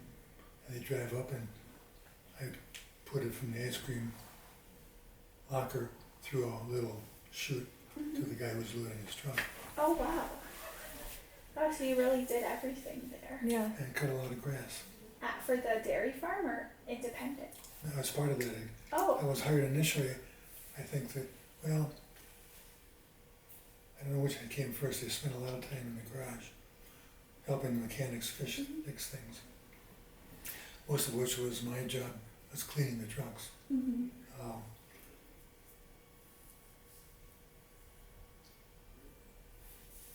I forgot what I was going to say now. You're cutting the I was grass. cutting grass. Yeah. The whole thing. It was even bigger than they have an extension on now. Oh wow. But I had lawnmowers, some were riding, some were walk behind. Mm-hmm. Wow. So you did a lot there. And then. I approached the boss, I said, "You know, I've been doing this shit here for a long time. How about putting me up in the office?" He said, "Get back out." Yeah. I didn't say that. Yeah. I'm just gonna go give Grandma her phone quickly. She wants her phone? Well, it was going off, so Okay. I'm just gonna give it. Do you need any water or anything, Grandpa, while Shane's getting up? Okay, right now, thank you. All right. What are you going to do with all this information? Tim's sending me some old photos of you that he has. Say again? So Tim has some old photos of you. Who has? Tim. Tim. He scanned all of your photos from your photo album, so I'm gonna make this like a TV show kind of on the internet. It could be called The Barry Show, or if you have any name ideas that you want for your TV show, I'll edit it. They'll be so far we're at around a little less than 2 hours, but however long we take, I'll probably make the episodes 20 minutes each, and each episode will be focused on a different thing you talk about. One will be about Thailand, one will be about your jobs, one will be about your childhood. Okay. And then I'll include photos, and I'll find archive footage of Manitowoc and stuff. I'll put some music in the background. I'll just Polka music. Yeah, Yeah. some polka music, and it'll be a 5 or 6 episode series. Is this for work or for Just for fun. fun? Okay. Yeah. Will I get to see it? Yeah. Of course. Of yeah. course. Thank you. And I could put them, I mean, I'll send them to you guys. You can watch it on YouTube. We can make CDs if you guys still, I don't know. But we'll make it so you could see Yeah. it. And yeah, you could, if you have any names you want for the show, like the name of your show, you could make it that. Caitlin works. Caitlin works. Okay, wait. You're going to look at what's left. I don't think we should do all of them. Yeah. Like, don't do the ones that are like the one day. I think that will be too complicated. Yeah. We have like a few more questions, but do you have any other stories or any parts of your life you want to talk about before we go on to the last questions? We just have a few random questions about random things. And if not, we could just move on to the questions. But if, Do you know anything about Eagle Scouts? You talked about it for like a minute, but if do you want to tell us more about it? Yeah, tell us more about it. You have to get 25 merit badges, Mm-hmm. different things, cooking, camping, Told us about cycling. cycling. I think I started with that. It was 6 25-mile hikes on Wow. one day, five 25-mile hikes in one day, and one 50-mile hike, Wow. which Wow. was long. Yeah. What was your favorite thing? What was your favorite merit badge you had to get? Well, the most difficult thing was the cycling. Yeah. Just because of 50 miles on a bike. These are old-fashioned Schwinn bikes, fat tire, Yeah. no gears, hard pedaling. Yeah. Oh, what we did, we got chased by a lot of dogs. Oh, I bet. And the dogs can see you coming, no, you don't belong there. Mm-hmm. They start barking, and then they'll run out, so you pedal like hell. And of course they catch you, they grab the tire, and that stops the bike. But they hang on, Yeah. they hang on, and of course they get pulled up a little bit, but they stop, then you get off. And you learn in a hurry, and you get off, and there's the dog, you get your bike like this. You got the wheels behind you, do that and try to damage the dog by hitting him in the snout as he comes charging. Oh no. Yeah.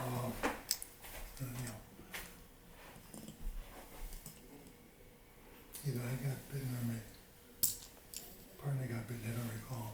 Oh wow. Thought you hanging on, Oh. you try to get rid of him. Yeah. But I fixed that, I made gauntlets that go all the way around. Guess how? Oh. I used a knife. Wow. I would take birch bark from a birch tree, Oh. girdle it, kills the tree, but that wasn't my concern. Yeah. So I go all the way around, about that distance, Uh-huh. and you take it off, and it tends to automatically want to do that.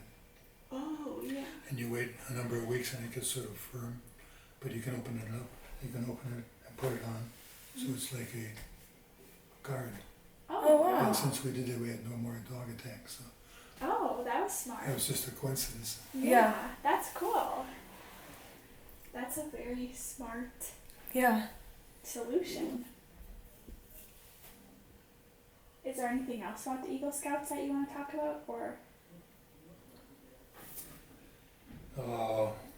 Canoeing merit badge, rowing merit badge, all kinds of camping merit badges, life-saving merit badge.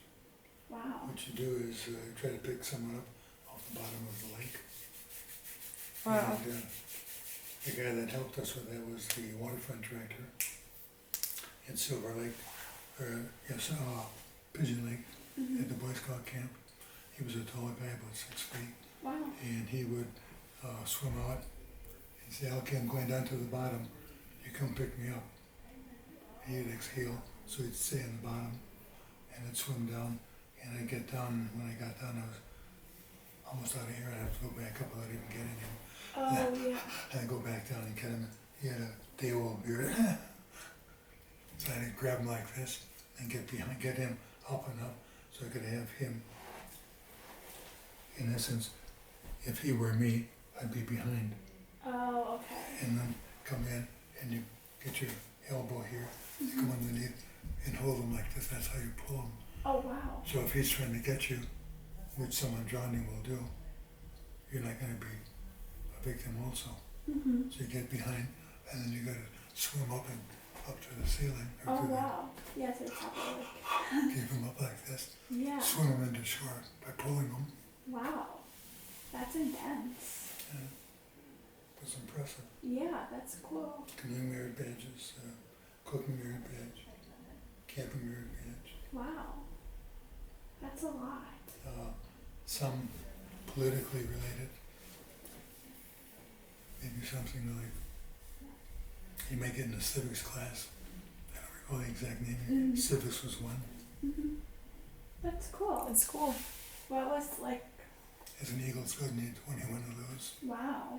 And the people that authorize or give your individuals, private individuals, someone might be a cook for a cooking merit badge. Someone for life-saving would be maybe an instructor who Yeah, can do things. that's cool. So you gotta call them up yourself and set. So part of it was making the arrangements as a kid, getting a little more mature. Yeah. What would you say is the merit badge you have used the most in your life that you learned in Eagle Scouts? Are you gonna have me try to memorize all the Or just one skill. It doesn't have to be a merit badge. skills? It was the first aid merit badge. Oh yeah. I mean, that Yeah, I guess You're- might, that's that's what I'm doing. You're a pretty doctor. applicable. Yeah. Yeah. Okay, yeah. That might be the closest to what I'm physically doing. Yeah, probably. That's cool. And was that part of how you kind of realized you were interested in being in the medical field? I kind of, but I never thought about it as such. Okay, yeah. But when I finished high school, I was pretty much certain that I wanted to go into medicine. And so I took courses that would fit Mm-hmm. the pre-requirements, Yeah. That's awesome. because otherwise I'd have to do extra years Yeah. to get what I should have had. Yeah, and it's already a lot of years, so that's cool. Yeah. Yeah. I guess we can ask you just a few random questions now and then be done if that works. Okay. Okay. I guess what is your favorite thing about Manitowoc? Like your favorite event that they have or your favorite place or something you love about Manitowoc? Sandra Ann Dickert.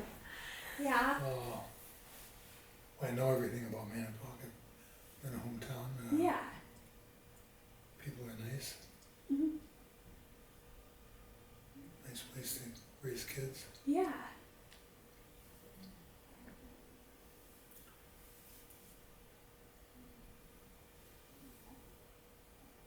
Well, so everything really you like? Well,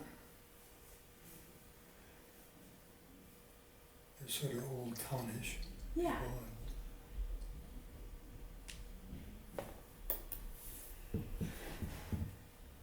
Do you like the beaches there?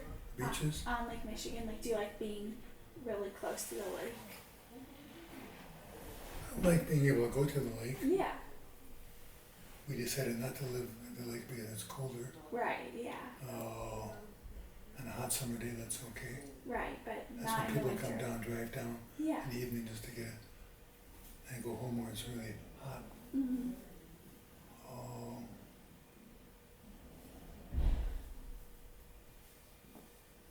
Suppose you could say it's old maidish in a way, Yeah. with people. Yeah. Yeah, but it's changing too. Mm-hmm. No wait. Let me fix the mic one more time. It's going sideways. Sorry. No, Oh, it's it's not my you. fault. It's just because the collar of your shirt. Maybe that's it. Yeah, perfect. What made you and Grandma decide to buy a house that had so much land? Like what did you like about the farmhouse? Like the country, Mm-hmm. white farms. Mm-hmm. Oh. Grandma was raised in sort of a farm setting too. You remember? Yeah. Yeah. Where she used to live, the White Way. Mm-hmm. It's open, like the fact of open space. Yeah.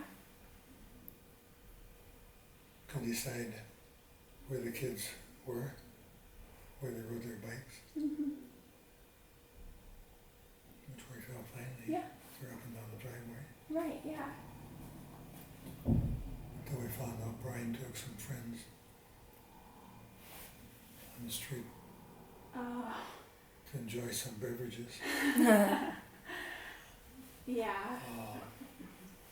Sandy can give you the details. Do you like having animals? We did. We don't have any now. We probably won't. Yeah. But yeah, I liked animals. We had heifers, which are female cows that have not yet had a calf, Mhm. oftentimes used for meat. We had some of those that we raised up. We had maybe half a dozen sheep that we got as lambs for the kids. And I got them down the street from the neighbor, brought them home, put them in the fenced-in field that we had behind the barns, Mhm. and kids yell, "Oh, that's mine!" They all had names right away. Yeah. That's cute. Well, took them to the county fair, and I think Kate won some blue ribbons Yeah. on a couple of things. I remember having to wash the lambs for her, because they're kind of dirty, filled with dirt and manure or whatever. Yeah. And maybe Sandy said, "Well, use wool out." And the wool comes from lambs, Mhm. and so I tied them to a tree, rope this way, rope that way, so the animal wasn't going anyplace except a little bit here. Take the garden hose, wet it down, lather it up, Yeah. and then rinse off all the soap, Yeah. That's and cool. let it dry, and then take it to the county fair. Yeah. And she did win some things with them. Yeah. I don't remember what, but I know that she won I don't recall, something. yeah. Yeah. That's cool. Let's see. He had a goat, and we kept in the barn. And the kids liked that. And the goat would be a window here, and sort of like a desk or a tabletop. The goat would jump up on me, and went to look out. And Yeah. That's cute. That's had awesome. a couple dogs. And Kate came up with a couple of cats. Oh, really? I think Brian had some too. Yeah, probably.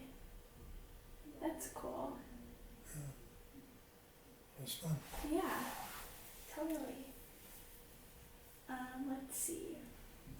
What about Caitlin is wondering if you've experienced any paranormal events or Paranormal? yeah, Like what? Like ghosts. Ghosts. Ghosts? Yeah. Yeah, we had those in the farm too. Oh, really? Real ones.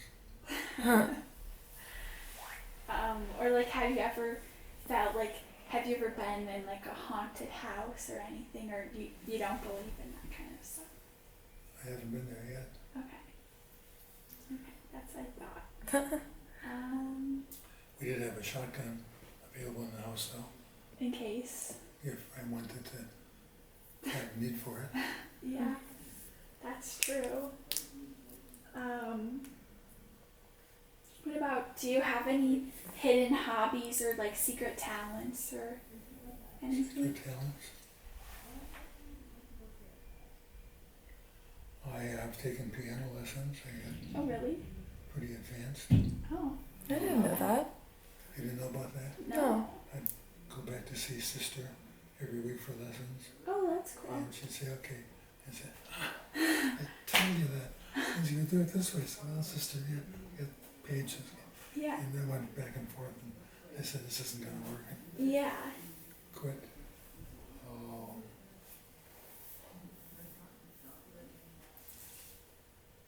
There's something else.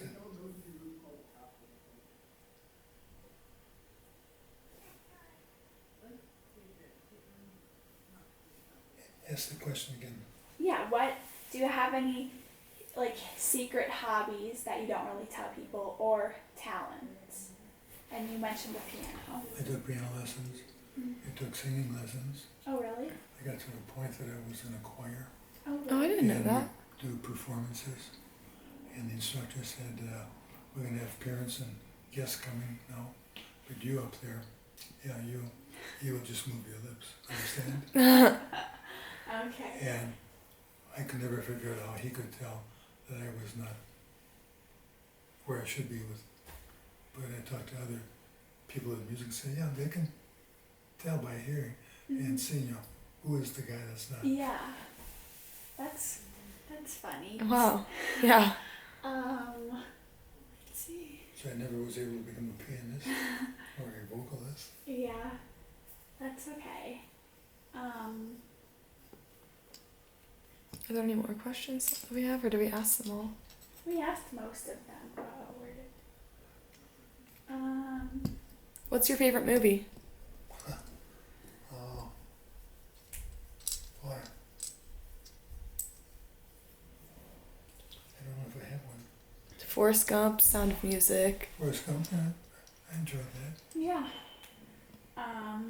What about? Let's see. I don't know. The rest is like. Yeah. I feel like that's pretty much it. If you have anything else you want to add, Per se. what's, like, give us a piece of advice or something. Or what's the biggest risk you've taken? Biggest risk I've taken? Yeah. Well, according to society in general, I might have been getting married. But I thought I was pretty astute and Yeah. not making a decision. Yeah. So I didn't consider that a risk. Yeah. I would have hated to go through medical school and not pass the exams. Oh, yeah. Yeah. That would have sucked. So I spent time studying for the exams too. Yeah. In fact, the reason I was in Madison that summer that I met your mom, Yeah. I was down there, I think to take some extra courses.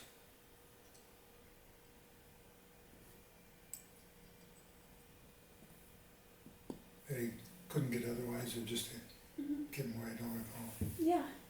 That's cool. Well, good thing you did that. Otherwise, Yeah. none of us would be here. Yeah, Yeah. Yeah. Alright, well, Well, then, yeah. Why don't you just tell us if you had to give us one piece of advice? What is it?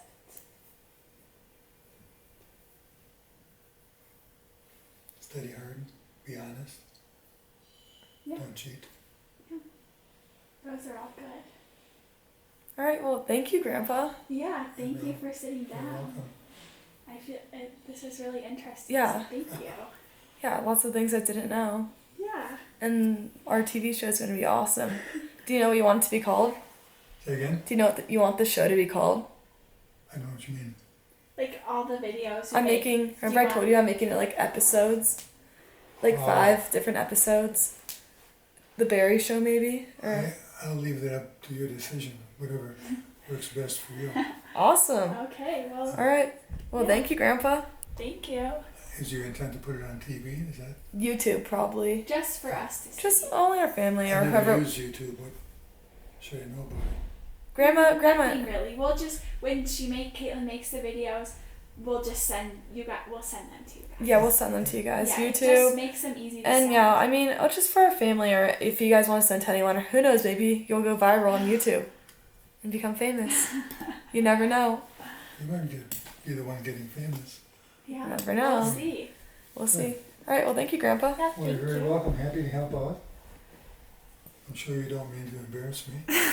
No, I don't think anything you said was embarrassing.